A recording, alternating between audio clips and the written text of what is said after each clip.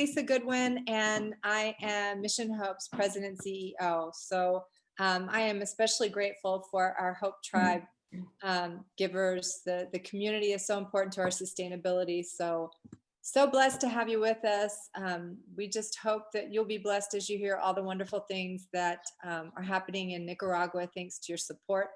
So I also wanted to give a shout out to Brock Bowman, who I don't think is with us right now, but our Senior Director of Global Programs, who spends most of his time in the field, is having a big birthday today. So wanted to wish him a happy birthday. Any of you who want to send him a quick email, feel free. Brock, there he is. Happy birthday.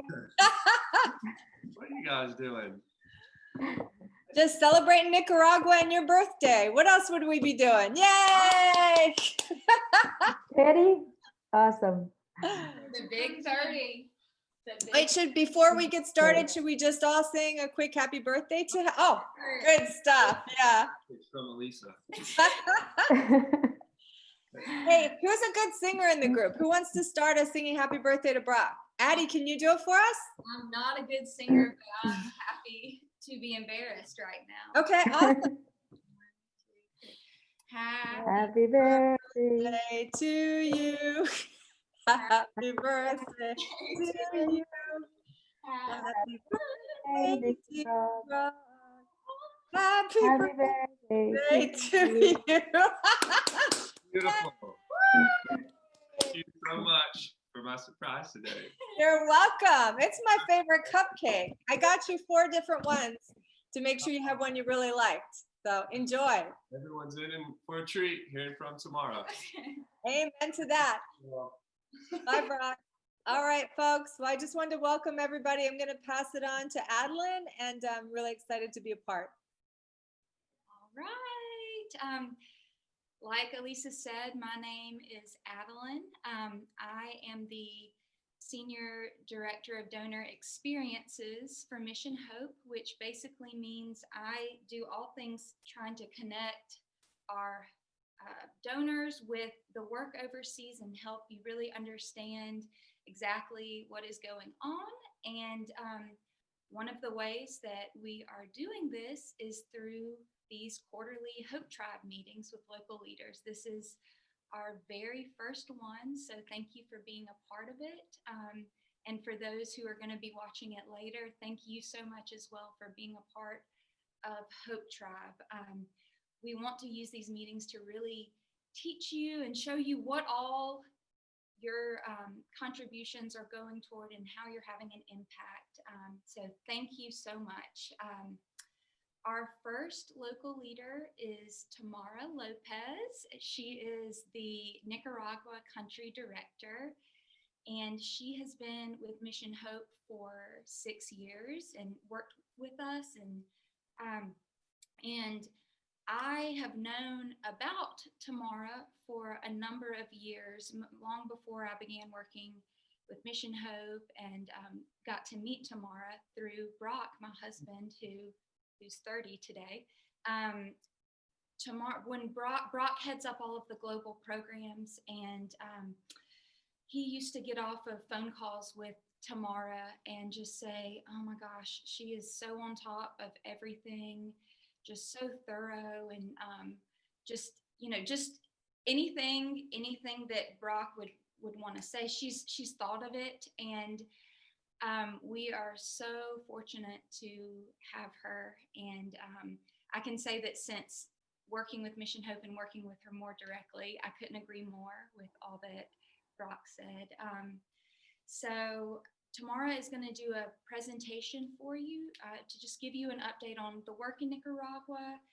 And then she's going to go through some of the questions that you sent in to us ahead of time, and she's going to answer those questions. I ask that if everyone can mute their mics, that way there won't be any background noise. I'm going to do the same thing. And before I turn it over to her, I wanted to just say a quick prayer. Lord, thank you so much for allowing us to get together today and get to hear about what is going on in Nicaragua. Thank you for all of our Hope Tribe members who are giving generously to help this work. I pray that this update blesses you, that it blesses everyone here today, and that it continues to bless those that we're serving in Nicaragua. Amen. Mm. All right, Tamara. Okay, thank you, Ari, for these wonderful words. Thank you. Okay, hi everybody. Thanks for your time to be here. I'm very excited to share with you all the things that we are doing in Nicaragua. Wonderful things that we are very blessed because we can do many things for the needs here. I want to share a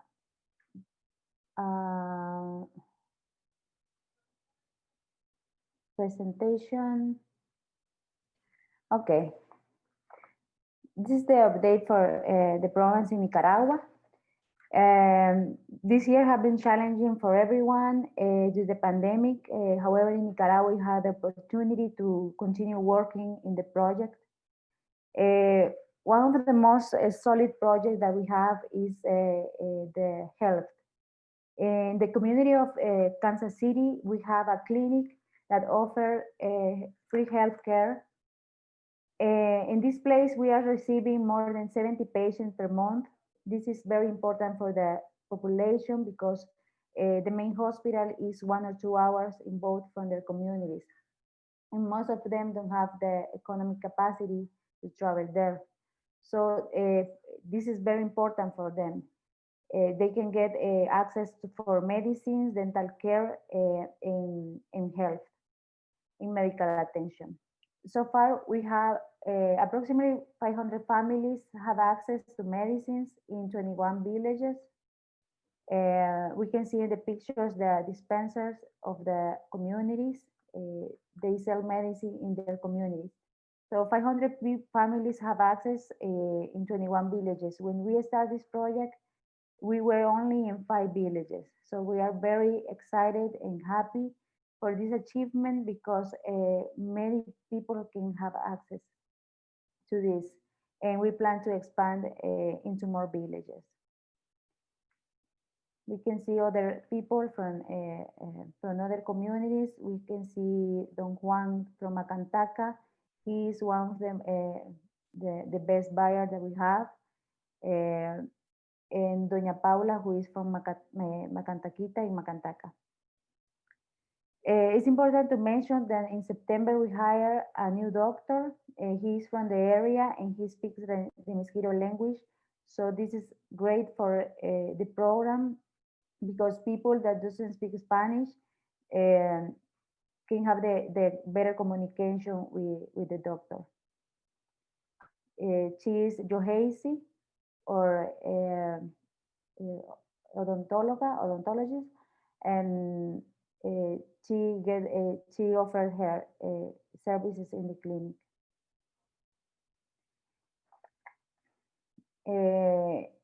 As a social responsibility for this for the prevention of COVID, we distribute alcohols and soap in 18 communities, in which we were able to cover 51 points at churches and schools, despite not having COVID cases in the area. We don't have picture of this, but I want to mention that at the beginning of this year, we had 6 prenatal deaths because we didn't have the appropriate instrument kit and medications for the prevention of prenatal death and care during labor. But in the last 4 months, we have been able to attend all women with high-risk pregnancy, resulting in 0 death, thanks to the fact that we have the appropriate obstetric equipment for care. In addition to our health program, in this month we have been able to make progress in the agriculture program. Our team in the field, Renerio and Marvin, are working in this project and making the faith garden work. They support the beneficiaries with training, assistance, and materials. For them, for the beneficiaries, this is the first time that they built a greenhouse. So with this project, they can harvest all year. At this time, we have 44 families benefited with this, the Faith Garden in 7 communities. And more than 50% of them have received their first crop of vegetables that they had never grown, like onions, carrots, beets, radish, among others. In this picture, we can see from Anglo America, Mrs. Elsa. She is a single mother and she's working alone in her greenhouse. She took the training and he learned how to build it, take care of the plantations, and she already obtained her first crops. With this, she is improving her family diet, and also she is selling part of the production. So this is better for her income in her economy. And how Mrs. Elsa, we have other 44 families doing the same, like we see in some of these pictures. We have Company Creek, Kansas City. Also, we are in Betania, Anglo America, Dakban, Kansas City. About our WASH program, we have been doing amazing things. Our program is focusing in improved sanitation, hygiene, and clean water in the schools in 5 communities. We have installed water tank in 3 schools in the communities of Dakban, Anglo America, and Kansas City, covering around 40 students in each elementary school. Now these children have access to clean water for drink and wash their hands.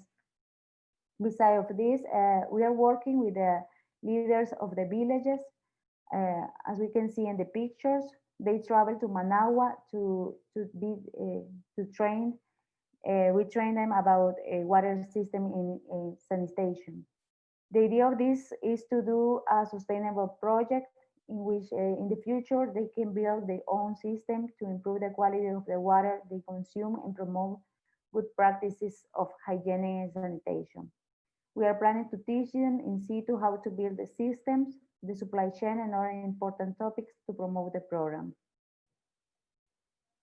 We are planning to install all the water system and sanitation in the schools of Macantaca and Macantaquita, where with this, more than 60 students per village and their families will have access to clean water, and we hope to do it the next year. In this picture, we can see the school of Kansas City with 2 water tanks. This is Anglo America and Dakban village in the schools.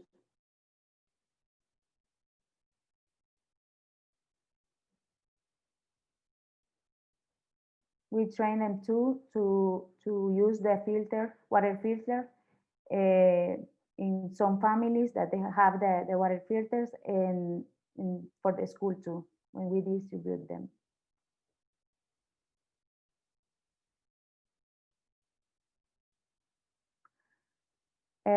I want to share that finally we did the first step in September with the church program. With this project, we pretend to equip and encourage the churches to become more effective agents of change, challenging the church leaders to work at their own lives and do possible changes.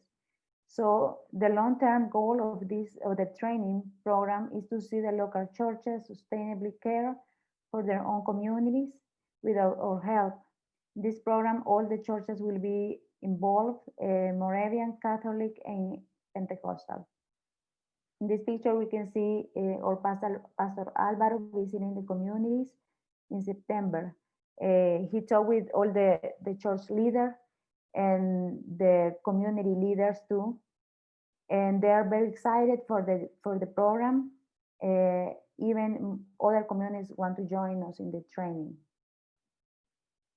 Also, Alvaro and the doctor during his visiting, they visit the elderly and disabled people to check the health of them and pray for them.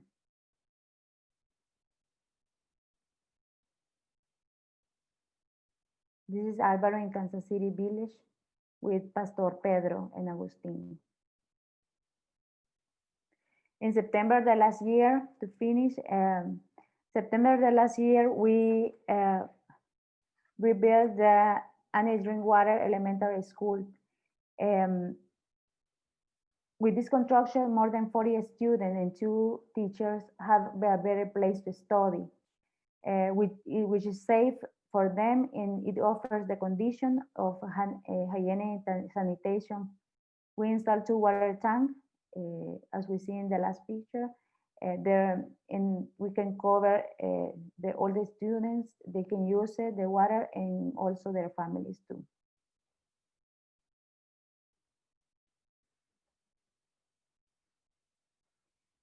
Ari, do you have questions? Yes, thank you so much, Tamara, for that. It's so awesome to see what all is going on, and for people to get to hear that from you directly. So some of you sent in questions that you want Tamara to answer. So we're going to go through those.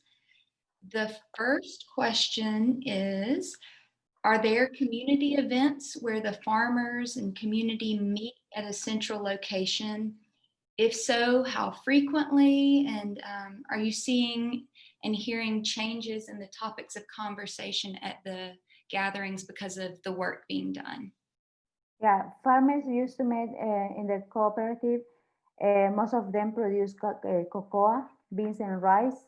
They used to meet once a month, or when they have a big event, like the last week we have the Hurricane Ita passed here close to the area. So many people lost a lot of the plantation of cocoa.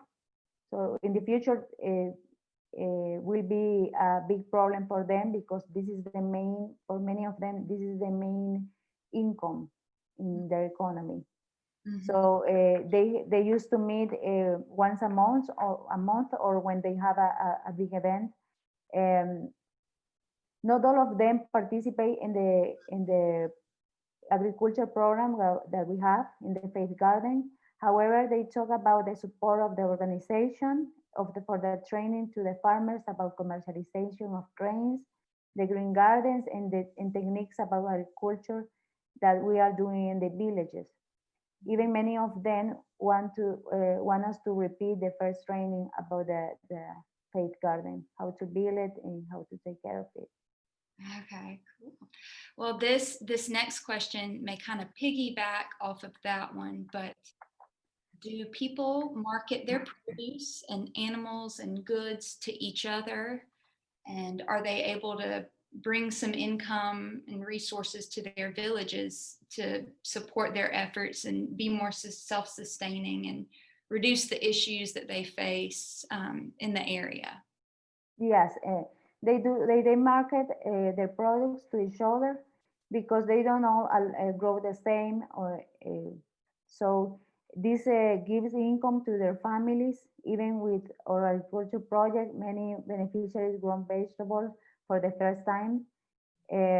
This allows them to sell it to the neighbors who didn't participate in the project. Most of them sell the rice and beans production in the main city, which is La Cruz. And with the training of commercialization that we are going to do, we want to teach them how to find a market and how to get better quality of their grains, so they can sell it for more money to big companies.